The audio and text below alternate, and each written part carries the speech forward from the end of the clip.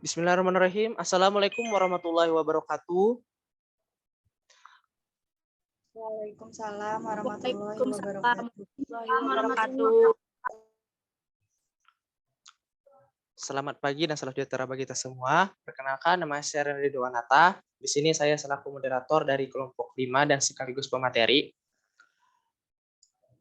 Saya akan memperkenalkan nama kelompok saya. Yang pertama itu ada Alia Safitri Septiana, kemudian ada Dinda Nabila, ada Deva Mukita Ayunanda, Nafisa Fauzia. Nah, langsung saja kita telah masuk ke pemateri pertama.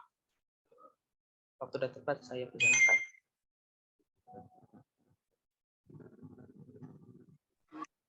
Terima kasih kepada moderator yang telah memberikan kesempatan kepada saya.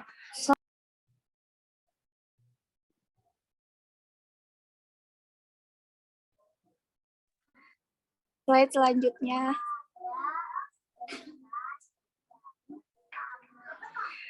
Pengertian strategi pembelajaran bahasa Indonesia. Boleh slide selanjutnya. Strategi dalam Kamus Besar Bahasa Indonesia ada beberapa pengertian.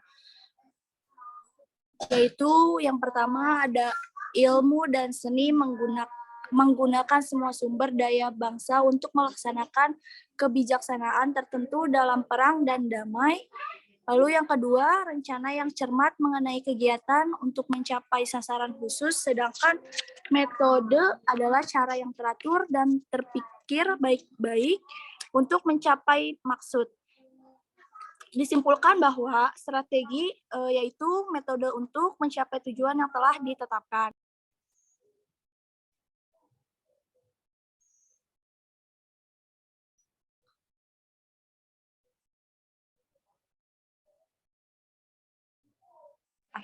Baik, itu saja yang bisa saya sampaikan. Saya kembalikan kepada moderator. Ya, terima kasih kepada Saudari Alia yang telah memaparkan materinya mengenai pengertian dari strategi pembelajaran. Nah, kemudian lanjutkan dengan pemateri berikutnya, yaitu kepada pemateri berikutnya, saya persilahkan.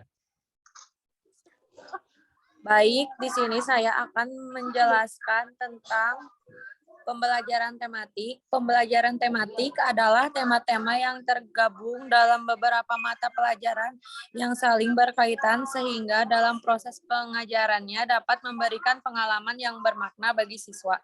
Sedangkan menurut Mamat SB, dalam buku Pedoman Pelaksanaan Pembelajaran Tematik menyatakan bahwa pembelajaran tematik adalah pembelajaran terpadu yang terintegrasi dan beberapa mata pelajaran bahkan lintas rumpun mata pelajaran yang diikat dalam tema tertentu. Di luar pengertian di atas, pembelajaran tematik terpadu dapat dipetakan menjadi A. Pembelajaran yang dimulai dari tema menuju konsep dari berbagai bidang ilmu. Yang B. Suatu pendekatan pembelajaran dari berbagai bidang studi melalui tema untuk mencerminkan dunia nyata yang ada di sekeliling anak dalam rentang waktu sesuatu perkembangan anak. Yang ke C, suatu cara untuk mengembangkan pengetahuan dan keterampilan anak secara simultan. Yang terakhir, merakit atau menggabungkan sejumlah konsep dalam beberapa mata pelajaran yang berbeda dengan harapan anak dapat belajar dengan lebih baik dan bermakna. Baik, hanya itu saja. Saya kembalikan kepada moderator. Terima kasih kepada Saudari Deva yang telah memaparkan materinya mengenai pembelajaran tematik.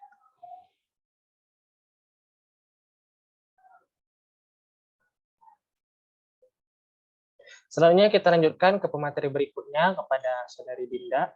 Saya persilahkan. Baik, terima kasih kepada moderator. Di sini saya sebagai pemateri ketiga akan menjelaskan tentang bentuk-bentuk strategi atau metode pembelajaran. Nah, dalam dunia pendidikan, istilah metode pengajaran secara sederhana berarti suatu cara yang harus dilalui untuk menyajikan bahan pelajaran agar tujuan pembelajaran tercapai. Dalam proses pembelajaran, metode mempunyai peran sangat penting dalam upaya mencapai tujuan tersebut. Nah, Penggunaan sebuah metode dalam kegiatan belajar mengajar yang tepat akan menjadi penunjang kelancaran proses pembelajaran. Oleh karena itu, metode yang dipergunakan oleh pendidik baru dapat dikatakan berhasil apabila dengan metode tersebut dapat dicapai tujuan yang ditetapkan. Nah, metode pembelajaran merupakan realisasi dari strategi yang direncanakan oleh guru dalam menjalankan fungsinya, yaitu sebagai alat untuk mencapai tujuan pembelajaran. Metode pembelajaran lebih bersifat prosedural, yaitu tahapan-tahapannya tertentu gitu ya. Artinya metode yang dipilih guru bisa jadi sama, akan tetapi dalam pelaksanaannya berbeda karena menggunakan teknik yang berbeda. Dengan demikian, suatu strategi pembelajaran hanya dapat diimplementasikan melalui metode pembelajaran agar tercapai suatu proses pembelajaran. Untuk itu, diperlukan metode pembelajaran yang sesuai dengan materi pelajaran yang akan disampaikan guru pada siswanya, sebab tidak semua materi cocok dengan satu metode saja. Dalam pengajarannya banyak strategi atau metode yang dapat mengantarkan siswa belajar dengan aktif tergantung bagaimana guru dalam menggunakan dan menyesuaikan dengan materi yang disampaikan. Nah, menurut Sanjaya ada beberapa strategi atau metode yang bisa digunakan untuk mengimplementasikan strategi pembelajaran. Yang antara lain ada metode ceramah, metode demonstrasi, metode diskusi, dan metode simulasi. Dari pertama dulu ya, metode ceramah. Metode ceramah ini merupakan metode yang mudah dan murah karena penyajian pembelajaran hanya dengan atau melalui penuturan secara lisan atau penjelasan langsung pada sekelompok siswa. Metode ini masih banyak digunakan guru dalam menyampaikan materi karena merupakan kebiasaan dan siswa juga masih banyak yang beranggapan bahwa ada guru baru dapat belajar dan ada guru dapat belajar, dan jika tidak ada guru, maka tidak dikatakan belajar. Nah, selanjutnya ada metode demonstrasi. Metode demonstrasi yaitu menyajikan pelajaran dengan menggunakan peraga dan menunjukkan sesuatu kepada siswa tentang sesuatu proses, keadaan benda tertentu, baik dengan benda sebenarnya atau benda tiruan. Penyajian dari metode ini tidak terlepas dari penjelasan secara lisan, tetapi lewat demonstrasi dengan alat yang lebih konkret dapat membantu siswa dalam pembelajaran.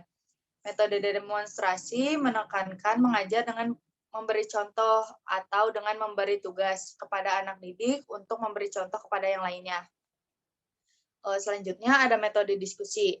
Metode diskusi ini yaitu menyajikan pelajaran dengan menghadapkan siswa pada sesuatu masalah untuk dapat dipecahkan baik berupa pertanyaan atau pernyataan agar dapat menambah pengetahuan siswa serta siswa dapat mengambil keputusan dari apa yang telah dipelajarinya. Metode diskusi biasanya digunakan oleh seorang guru ketika memasuki pokok bahasan materi yang tepat untuk didiskusikan. Penggunaan metode ini dimaksudkan untuk memberikan kebebasan berpikir, mendalami, dan mengembangkan pendapat dalam mencari tahu permasalahan tersebut. Nah, hal ini disinyalir oleh Zakiyah Darajat dan kawan-kawan bahwa metode diskusi adalah suatu metode pendidikan yang digunakan untuk memahami, mendalami, memecahkan, dan mengembangkan gagasan melalui tanya jawab serta pernyataan-pernyataan pendapat, baik yang positif maupun yang negatif, baik secara berimbang maupun secara terbuka. Selanjutnya ada metode simulasi ya. Yang terakhir, metode simulasi dari asal kata simulate, yang artinya berpura-pura atau berbuat seakan-akan, yaitu penyajian pembelajaran dengan cara tiruan atau mendramatisasikan untuk memahami konsep, prinsip, dan keterampilan tertentu, sehingga dapat mudah ditangkap dan dipahami oleh siswa dalam menghayati sesuatu peristiwa. Dalam metode simulasi ini ada beberapa jenis, yaitu sosiodrama, psikodrama, dan role playing. Mungkin itu saja yang dapat saya sampaikan. Saya kembalikan kepada moderator. Terima kasih kepada Saudari Dinda ya yang telah memaparkan materinya mengenai bentuk-bentuk strategi ataupun metodenya. Kemudian dilanjutkan ke pemateri berikutnya pada Saudari Nafisa. Terima kasih moderator. Baik, di sini saya akan memaparkan strategi pembelajaran yang harus dilakukan oleh guru. Strategi pembelajaran bahasa Indonesia berisi segala sesuatu yang dapat dilakukan dalam penyusunan rencana pembelajaran bahasa Indonesia secara cermat yang mengacu pada tujuan pembelajaran, agar pembelajaran berbahasa memperoleh hasil yang baik. Strategi pembelajaran yang digunakan untuk guru harus memenuhi kriteria berikut ini. Yang pertama yaitu relevan dengan tujuan pembelajaran. Yang kedua yaitu menantang dan merangsang siswa untuk belajar. Yang ketiga, mengembangkan kreativitas siswa secara individual ataupun kelompok. Yang keempat, memudahkan siswa memahami materi pembelajaran. Yang kelima, mengarahkan aktivitas belajar siswa kepada tujuan pembelajaran yang telah ditetapkan. Yang keenam, mudah diterapkan dan tidak menuntut disediakannya peralatan yang rumit. Yang terakhir, menciptakan suasana belajar mengajar yang menyenangkan. Rubin menjelaskan bahwa seorang pakar yang dirintis sebagai besar bekerja di bidang strategi, membuat perbedaan antara strategi memberikan kontribusi langsung untuk belajar dan mereka berkontribusi tidak langsung untuk belajar. Menurut Rubin, ada beberapa jenis strategi yang digunakan oleh peserta didik yang memberikan kontribusi maupun langsung dan tidak langsung untuk belajar bahasa.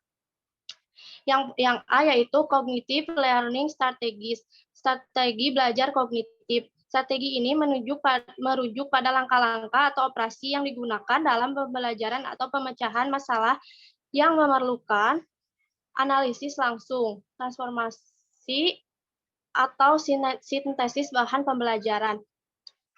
Yang B yaitu metacognitive learning strategi belajar metakognitif. Strategi ini digunakan untuk mengawasi, mengatur, atau bahasa diri langsung belajar. Yang C, communication strategi komunikasi. Mereka tidak langsung berhubungan dengan bahasa belajar karena fokus mereka adalah pada proses yang berpartisipasi dalam percakapan dan mendapatkan arti seluruh atau mengklarifikasi apa yang dimaksudkan pembicaraan. Yang terakhir, sosial strategi sosial. Strategi sosial adalah mereka terlibat dalam kegiatan pembelajaran yang mampu mereka kesempatan untuk menjadi terkena dan praktek pengetahuan mereka. Mungkin cukup sekian yang dapat saya paparkan. Saya kembalikan kepada moderator. Baiklah, terima kasih kepada Saudari Nafisa telah memaparkan materinya mengenai strategi. Kriteria strategi pembelajaran yang harus digunakan oleh guru ada 8 macam ya tadi, ada 7 macam. Nah, selanjutnya kita lanjut ke pematerian terakhir mengenai strategi pembelajaran langsung. Nah, jadi strategi pembelajaran langsung itu seperti apa? Jadi strategi pembelajaran langsung adalah suatu cara yang digunakan pembelajaran dalam pemerolehan, penyimpanan, percobaan, dan pemanfaatan atas informasi yang didapat. Nah, jadi dalam strategi pembelajaran secara langsung ini dibagi menjadi 3. Yang pertama itu strategi memori, yang kedua itu strategi kognitif, dan yang ketiga itu strategi kompensasi. Guys, ini kedengaran nggak suara aku? Kedengaran, Nal. Oke. Nah, yang pertama strategi memori. Strategi memori itu adalah suatu strategi yang digunakan untuk mengingat dan menerima informasi yang baru. Nah, jadi informasi-informasi baru itu digunakan dalam strategi memori ini. Yang dimana strategi itu adalah pentingnya pengetahuan awal atau informasi baru dengan cara memproses otak, diawali dengan pengetahuan awal atau informasi baru itu kepada siswa. Kemudian, strategi kognitif. Strategi kognitif itu adalah strategi untuk memahami bahasa dan menghasilkan atau melakukan produksi bahasa. Nah, seperti yang dikemukakan dari teori Piaget ya, 1896 bahwa kognitif itu adalah suatu pemahaman manusia terhadap suatu objek itu berlangsung secara bertahap yang meliputi tahap manipulasi dan tahap interaksi siswa aktif. Oke. Kemudian yang ketiga, strategi kompensasi. Nah, strategi kompensasi ini adalah strategi belajar yang sangat bermanfaat bagi pembelajar yang sedang belajar sedikit tentang bahasa kedua.